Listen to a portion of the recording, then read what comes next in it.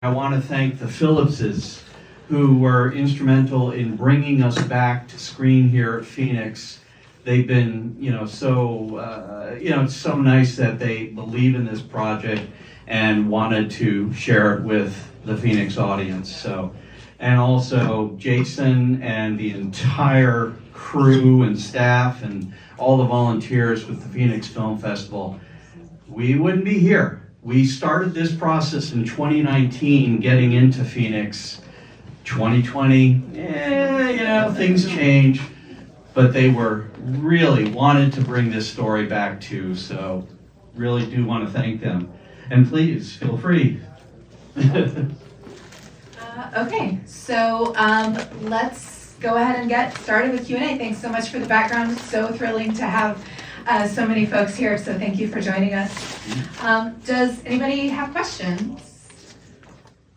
Well, how about just quick introduction? So, my name is Jim Gardner. I'm the co-producer, I'm the music supervisor, as well as the archivist. So all of the pictures and the film footage, 8mm film footage, actually 95% of that came from Donut Dollies, and then also some from veterans. And we're just honored and thrilled that we were able to present this. So, and there's so much more. We received 4,000 photos, so I'll leave it at that. Do you want to say hello, introduce yourself, and where you were serving? Okay, I'm Mavis Gaffney. I was Mavis Larson at that time. I was 23. Originally from Wisconsin. I've been in Phoenix 52 years, so right after Vietnam I came to Phoenix. But I was stationed in Pleiku with the 4th Division. That was really, when I see that, I have to tell you, this was so fantastic to see the things that you've presented, and it brings back so many memories and so many, it gives me it's very heartwarming to see how you've presented it, and I think that you've done a great job of doing that. Thank you. And where else did you serve? I was at Pleiku 4th Division. Now that was probably the most interesting because it was infantry, so you would hit the bunker, let me back up, because when I first, I arrived at Tet Offensive, and we were training in Washington, D.C., and they did not know if they would send us or not, and they kept going back and forth, you're not going, you are going, maybe you could go, and so the first night was martial law, so they said, you can stay either in the church or the hospital. Boy, I raised my hand for the hospital, by the way. But I don't want, our stories are so, they go on, and there too, where you've presented Dorset with a love affair, and she doesn't know what happened to him. That's true too. My second station was Qui Nhon. That was a little more boring because it was support, but I think the people needed you more there. And then the third position was Blackhorse. So the memories are there, and thank you very much for presenting them the way you have. Thanks for your service. Well, I think they'll share that one. There you are. I'm Kitty Boots. I was 21 years old. I was so young when I went, so very immature. And they were right, it changes you. I served first at Long Binh, where Westmoreland was running the war front. And we would see him often, and he put us up in villas. And in his infinite wisdom, he had geese guarding us.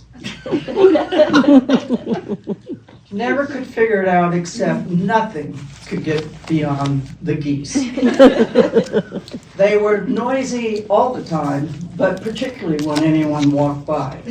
So we were well protected. And I want to say, you were there before Tet, correct? Correct. I was there It was a different war then. 66, 67.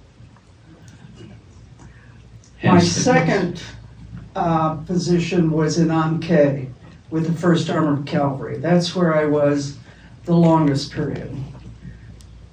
And probably the hardest period.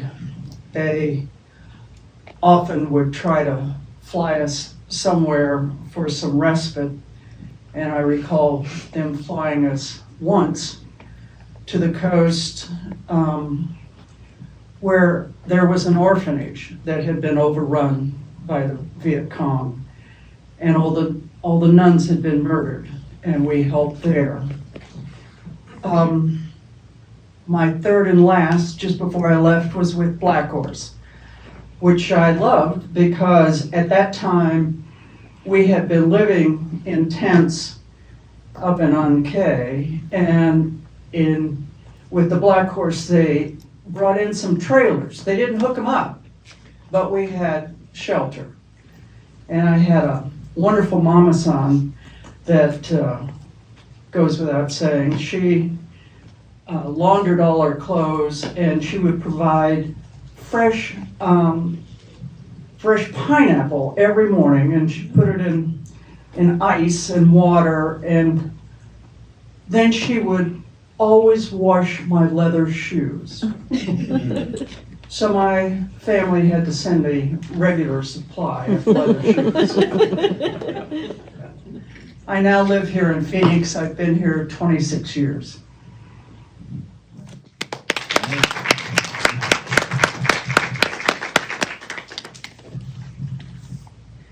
Ja, Tet Offensive.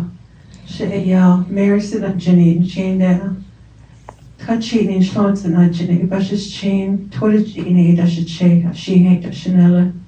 As a Navajo person, we are taught to always introduce ourselves with people of our clans.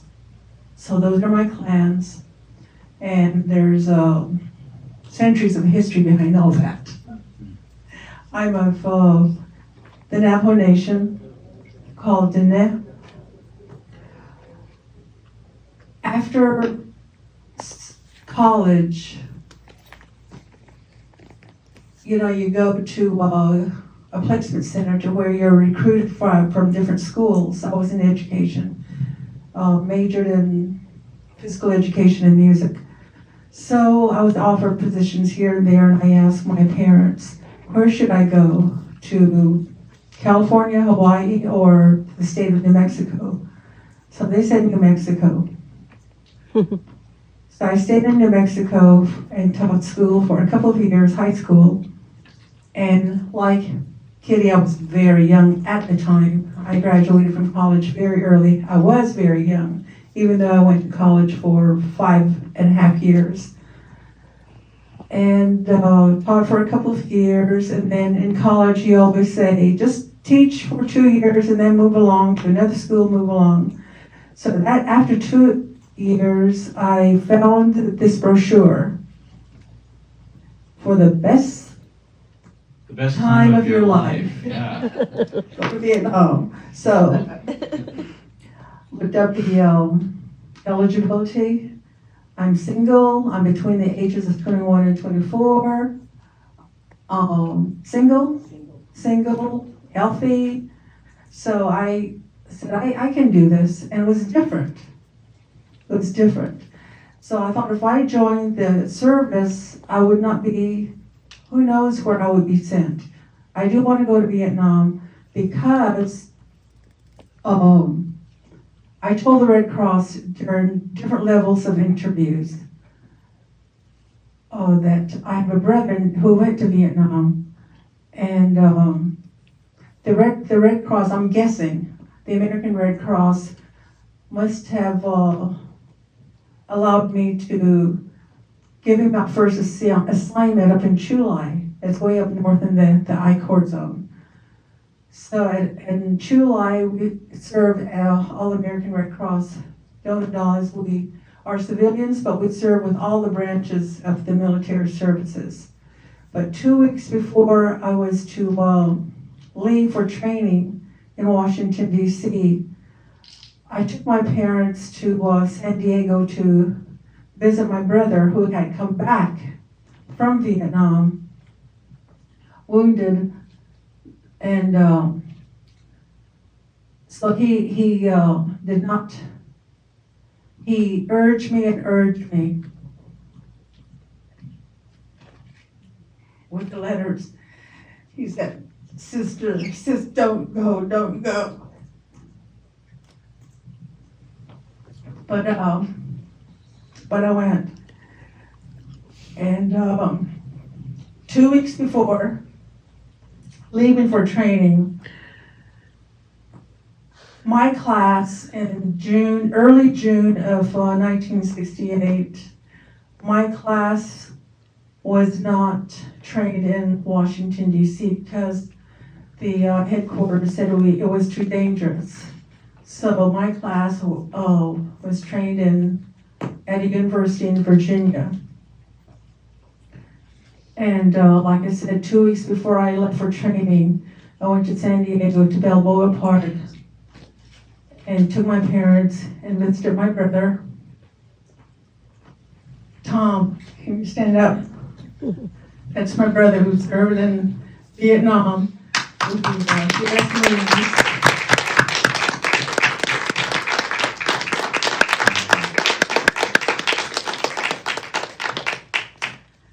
He was at the wrong place at the wrong time, like Kalu.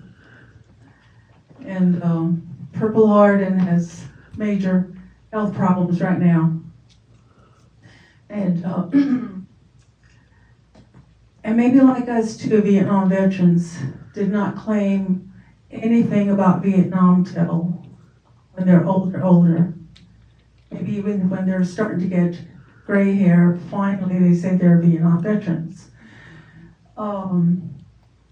So the American Red Cross must have known that I wanted to go there, to go up north. So it was July, where the Americal Division was, Army, the Marines, the CAP units, and the Marine Air Group, the MAGs, and those crazy Seabees, the Navy.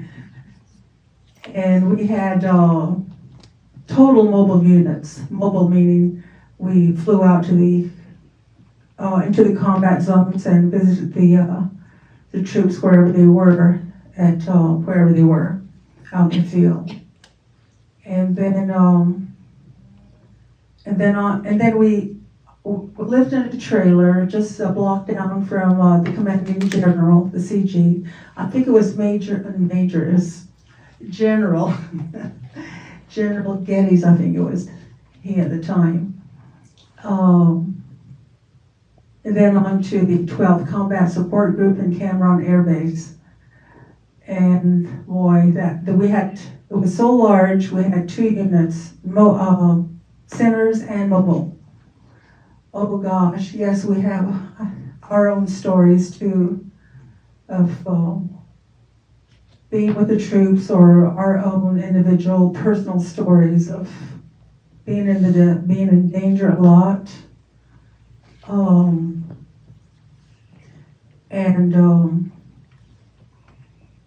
And with my training class, one of the things that we were trained was to never say to the guys out in the field, "How are you doing today?" I don't know if you guys got that or not. How are you guys doing today? But we would jump out of the Hueys and wave and smile forever. 24 hours a day we smiled. And oh, hi, where are you guys from? Where are you from? You know? Oh wow, you know, that's this and that and this and that, and do you have any pets at home? And just talk. To this day, my kids and my grandkids, Grandma, you talk so much. Any questions? Please, sir. How long was the service? How long was your contract? Were you contracted by the Red Cross? How long did you serve, and did you see other donut dollies that could not complete their tour of duty due to the emotional? Well, I'll jump in because I've been so in touch with the Donut Dollies themselves and know a lot of their stories. 627 women served there. That, according to the Red Cross, would be year-long service that they were, their tour was a year. Many, unfortunately, couldn't make it, due to situations back home with family that just they had to go home, and some just found it to be different than what they expected, so they returned. But the bulk of them, 1 year tour in such an amazing place. And I do also want to make sure that I mention that not only the Vietnam Donut Dollies, service, but also prior to them, Donut Dollies also served in Korea for quite a period of time. And around about 1965 is when Vietnam was, I believe, ramping up, and so some of the Korean War Donut Dollies were asked to bring their services over to Vietnam. So, Thank you. yes. What was your inspiration for the project, and how did it all come together? Okay, well, just to be clear, my name is Jim. I'm not the director. I'm the co-producer, and but our director, Norm, is Dorset's mom.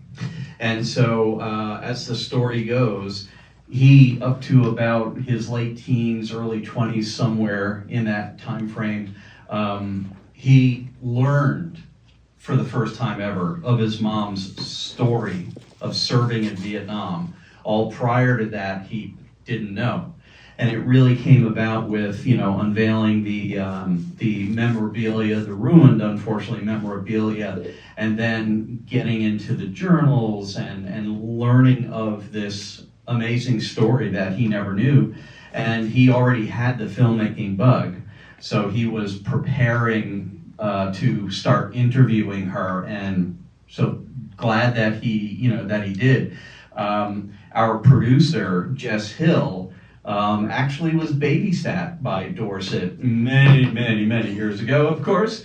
And I myself, Dorset, who is a ball of energy and still is vibrant today, she was a volunteer at a not-for-profit that I worked at, and that started way back in 1993. And she introduced the family, and then this story, so. And any others? Please? All right. Well, we're going to be outside, and if you want to say hi and get photos or whatever, that would be great. Thank you so much for coming out and being part of this.